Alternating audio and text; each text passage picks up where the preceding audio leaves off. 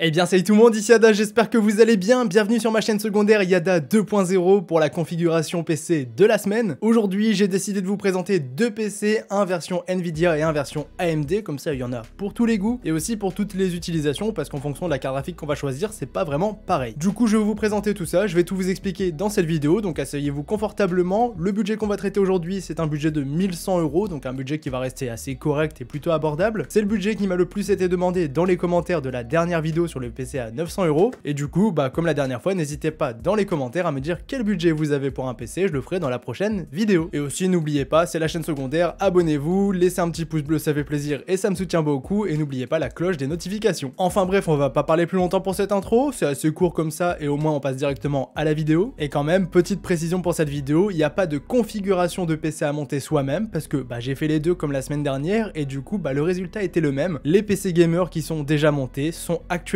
plus intéressant en termes de prix dans ce budget là qu'une config qu'on va monter soi-même, parce que vraiment pour le même prix, donc 1100 €, on avait une carte graphique beaucoup moins bien. Je vais pas vous spoiler tout de suite, mais c'était le modèle d'en dessous. Du coup autant prendre un PC déjà monté, comme ça c'est déjà monté. La seule chose qu'il y a à faire c'est installer Windows. Je vous mettrai une vidéo tuto en description, désolé j'ai un petit peu tapé le micro, mais mis à part ça il y a rien à faire, vous recevez le PC, vous le branchez et ensuite vous pouvez en profiter. Enfin bref, ne parlons pas plus longtemps pour cette intro, passons tout de suite à la vidéo. Et du coup pour le premier PC, je vais vous le présenter tout de suite. Donc là on est chez Memory PC comme d'habitude, j'ai envie de vous dire, c'est le site que je présente tout le temps parce que je vous le dis tout le temps. Pour moi, c'est le site le plus intéressant en termes de rapport qualité, performance, prix. Et pour avoir discuté avec eux, je sais que souvent sur des PC, ils prennent 6% de marge. Donc c'est vraiment pas beaucoup. Et c'est pour ça que les prix sont aussi attractifs sur ce genre de site. Et d'ailleurs, je vous conseille vraiment d'acheter là-dessus parce que personnellement, je travaille un petit peu avec eux. Ici, je travaille pas avec eux, mais je teste souvent des PC de chez eux dans la chaîne principale et j'en suis très content. Et aussi, j'en ai acheté beaucoup moi-même, je vous le dis tout le temps. C'est super fiable. C'est un petit peu long au niveau de livraison. Faut compter à peu près 2 semaines, donc 10-15 jours. Et au niveau du prix, il faut juste ajouter environ 15 € de livraison. Sinon, tout est compris, mis à part Windows. Et encore, des fois, Windows est compris. Du coup, pour revenir à ce PC, la base, c'est celui-ci. Je vais vous le présenter, même si je pense qu'on va changer le boîtier. Vous ne serez pas obligé, mais moi, je vais le changer. Mais du coup, voilà, on est sur une base un petit peu comme ça. Voilà, c'est mignon. Au niveau de la base de la config Intel de 12e génération, c'est pour ça que je l'ai sélectionné, parce que c'est un excellent proco. 16 Go de RAM, RX 6700 Sapphire, enfin bref. Des petits composants plutôt sympathiques, on est d'accord à ce niveau-là. Niveau du budget, on est à 1100 €. C'est exactement le budget de la vidéo, mais on va changer la config, donc ça va un petit peu évoluer. Et tout de suite, je vais vous le présenter. N'oubliez pas, si vous voulez traduire le site, vous pouvez le traduire, comme ça tout est en français. Donc voilà, on clique sur configurer, commander et on se retrouve directement là-dessus. À noter que j'ai bougé la caméra, comme ça vous l'avez, vous voyez le prix en direct. Je vous ai écouté, n'est-ce pas? Donc déjà pour commencer, niveau du boîtier, on est sur ce modèle-ci, donc le SQ Tower 01 RGB. C'est un boîtier que j'ai déjà testé en vidéo. Enfin moi j'ai déjà testé ce modèle-ci, c'est un modèle assez intéressant, mais nous on va le changer parce que regardez, on peut mettre celui-ci pour 8 € de moins, donc le MSI Markforged 100M, un boîtier qui a largement fait ses preuves et que je vous recommande vraiment les yeux fermés. Donc moi je vous conseille de mettre celui-ci parce que niveau airflow il est très bien, il y a 3 ventilateurs fournis à l'origine et puis au final niveau du look, c'est pas le plus joli, on sera d'accord, mais c'est un boîtier qui passera largement, surtout pour ce genre de budget, c'est très bien. Donc pour le boîtier je vous conseille de mettre celui-ci. Ensuite on descend un petit peu au niveau de l'alimentation, on est sur une System Power 9 en 600 watts, donc ça c'est très bien. Bon c'est traduit soyez silencieux, mais c'est bien du Be Quiet la marque, et ça c'est très bien. Ensuite niveau de la carte mère, on est sur une petite B660M en DDR4, bien sûr DDR4, pas DDR5 à ce niveau là, mais ici B660M c'est clairement de l'entrée de gamme, on va pas se mentir, mais au moins c'est compatible avec le processeur. C'est pas la meilleure carte mère, mais ça passera pour cette config. Donc là voilà, je vous conseille de la laisser, au moins il n'y a pas trop de soucis. Pour le processeur, ce sera très bien. Le processeur qui d'ailleurs est un petit i5 12400F. Donc ce processeur c'est une dinguerie, je l'ai déjà testé sur la chaîne YouTube principale et vraiment je vous le recommande les yeux fermés. Pour moi c'est le processeur le plus intéressant en termes de rapport performance-prix pour ce genre de budget dans des configs PC. Le seul problème de ce genre de processeur c'est que la carte mère vaut assez cher. Le Procore lui-même est vraiment à des prix corrects comparé à AMD, mais c'est sûr que les cartes mères, comme d'hab chez Intel, c'est toujours un petit peu plus cher. Mais ici, là on se prend pas la tête parce que tout est compris dans le prix, du coup c'est pour ça on peut se faire un petit plaisir et le laisser. Mais souvent j'ai plus tendance à le mettre dans des configs à 1200 € parce que pour équilibrer le budget avec les cartes graphiques,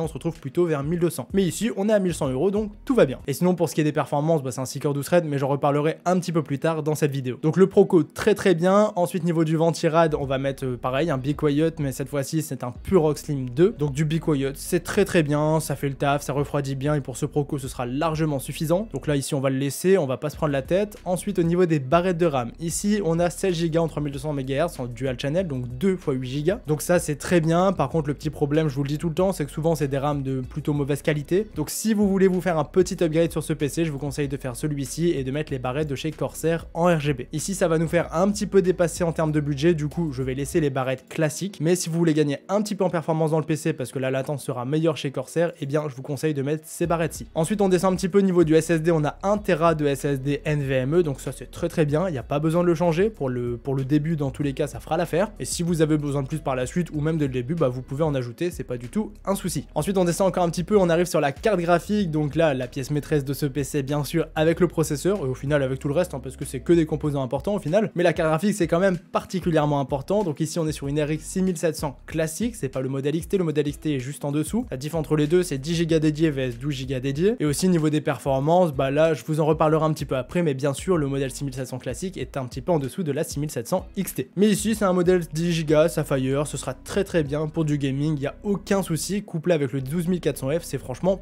pépite. Donc ici niveau du prix on arrive sur un budget de 1090 €. Si on veut vraiment l'améliorer et mettre les barrettes de RAM de chez Corsair, on arrive à 1120 € plus les frais de port 1130 €. Donc voilà, soit 1100 €, soit 1130 €. Dans tous les cas vous avez une config PC très intéressante et très équilibrée. Je vous conseille pas forcément de mettre 100 € de plus pour avoir une 6700 XT, ça peut se faire, hein. Bien sûr les performances seront légèrement meilleures, mais là pour le prix du PC et parce que ça va très bien avec la vidéo, je vous conseille de laisser celle-ci. En plus de ça vous avez 3 jeux qui sont offerts, Windows du coup n'est pas installé, donc vous avez une vidéo tuto pour l'installer en description, mais voilà, mis à part ça, bah pour le prix, bah déjà le budget est respecté, ça c'est très bien, et en plus de ça le PC est vraiment très intéressant, donc ça c'était pour la partie AMD, et maintenant on va passer à la partie Nvidia. Alors pour Nvidia on va partir sur cette base-ci, donc déjà si vous avez 800 € de budget, bah prenez ce PC parce que très intéressant, mais ici on n'est pas sur 800 €, on est sur un budget de 1100 €, et là bien évidemment on va venir modifier cette config. Déjà première chose qu'on va faire c'est traduire la page, hein, comme d'habitude on ne change pas, et on va cliquer sur configurer et commander. On va changer beaucoup de choses dans la config, c'est pour ça que le PC va passer de 800 € à 1100 €, mais vous allez le voir la config sera beaucoup plus intéressante. Donc déjà pour commencer, au niveau du boîtier on est sur le petit MSI MacForge 100M, c'est le même que tout à l'heure, on va le laisser pour être à peu près équitable au niveau des configs, et de toute façon je vous l'ai dit c'est un très bon boîtier pour ce prix et pour cette config PC. Donc ici voilà on le laisse, il n'y a aucun souci. Ensuite on descend un petit peu au niveau de l'alimentation. Ici si on veut on peut laisser celle-ci, en vrai ça peut passer, mais si on veut faire un petit upgrade et aussi équilibrer la config Nvidia et AMD, on va mettre celle de chez Be Quiet en 600 watts 80 plus bronze. Voilà, 14 € de plus. Si vous vraiment vous êtes limité en termes de budget, ne les mettez pas et gardez cette alimentation aussi. Mais moi je vous conseille vraiment de mettre la ligne Be Quiet, c'est pas beaucoup plus cher et au moins on est sur quelque chose d'un peu plus quali. Ensuite au niveau de la carte mère, maintenant on est sur une petite B450M-H. Donc ici voilà, c'est un modèle assez entrée de gamme. Si vous voulez un petit peu l'améliorer, vous pouvez mettre la modèle Gaming X qui est juste en dessous. Mais nous ici on va laisser ce modèle-ci qui en soi sera compatible avec le processeur. C'est pas du tout la meilleure carte mère, ça il faut le savoir, c'est vraiment de l'entrée de gamme, mais ça nous permet de faire passer toute cette config PC dans un budget de 1100 € qui est quand même assez restreint pour la config finale, et vous allez voir ça après. Donc voilà, carte mère, si vous voulez vous laissez celle-ci, si vous avez un petit peu plus de budget, vous mettez la Gaming X. Ensuite on descend un petit peu, on se retrouve directement sur la partie du processeur. Ici on est sur un petit Ryzen 5 3600, donc un processeur qui commence mine de rien à se faire un petit peu vieux, donc je vous conseillerais de passer sur le modèle un petit peu au-dessus, même si en termes de performance c'est pas non plus le jour et la nuit, mais ça sera toujours un petit peu mieux, ça sera toujours plus récent, donc là je vous conseille de passer sur un 5600X. Voilà, c'est un processeur assez basique que je vous conseille plus ou moins tout le temps. Les deux sont des 6 cœurs 12 threads, donc à ce niveau là ça va pas trop changer. Les deux bah au final ça tourne très bien les jeux, c'est pas un upgrade complètement obligatoire à faire parce que le 3600 s'en sort encore très bien actuellement, mais pour un budget de 1100 €, je vous conseille quand même un 5600X ou alors un 5600 classique. Je vous le dis tout le temps, vous prenez le moins cher des deux entre le 5600 classique et le 5600X. Mais bon, ici souvent le 5600X est moins cher, du coup on met celui-ci. Ensuite au niveau du refroidissement du processeur, on va laisser celui d'origine de chez AMD qui ressemble à ça. Voilà, Ventirad qui ressemble à celui-ci, qui est franchement très intéressant, hein, pour le processeur, ça va largement suffire à le refroidir. Sans overclocking, sans rien de tout ça, bah ce sera très bien, et là vraiment on va le laisser, même si c'est pas le plus joli, on est d'accord. Mais en vrai ça passe encore, je trouve ça quand même beaucoup plus joli que ceux d'Intel. Ensuite niveau des barrettes de RAM, on se fait le petit plaisir à 30 € de chez Corsair qu'on n'a pas forcément fait tout à l'heure, donc là 2 x 8 Go de RAM,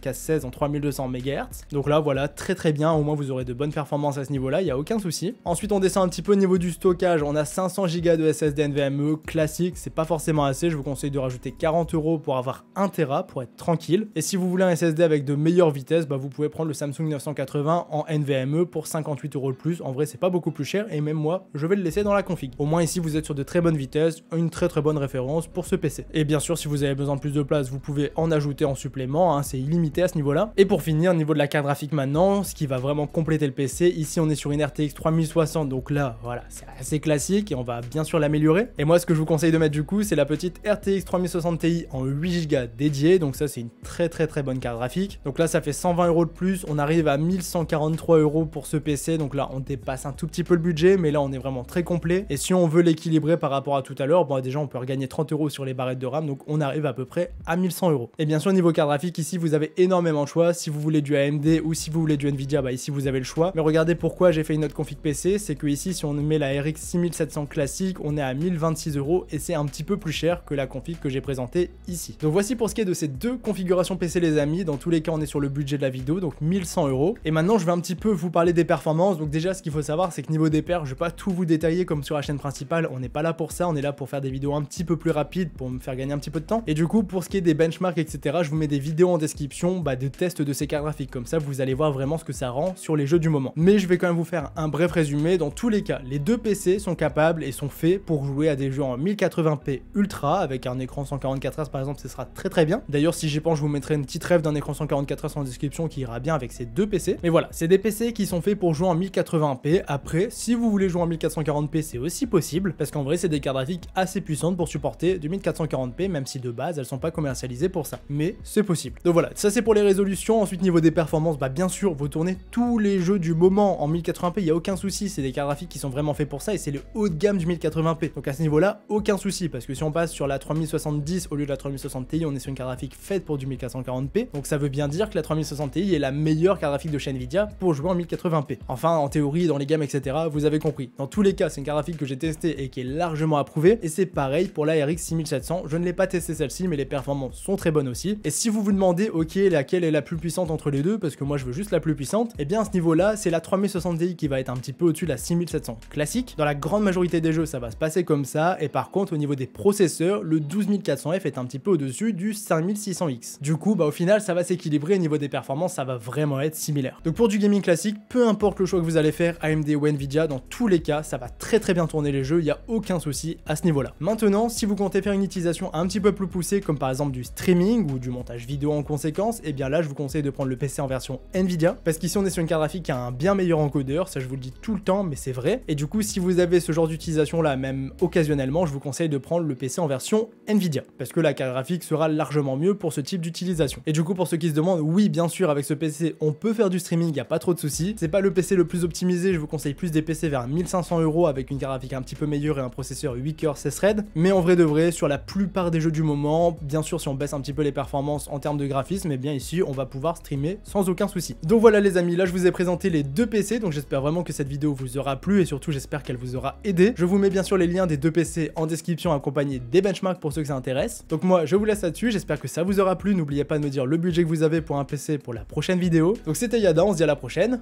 salut tout le monde.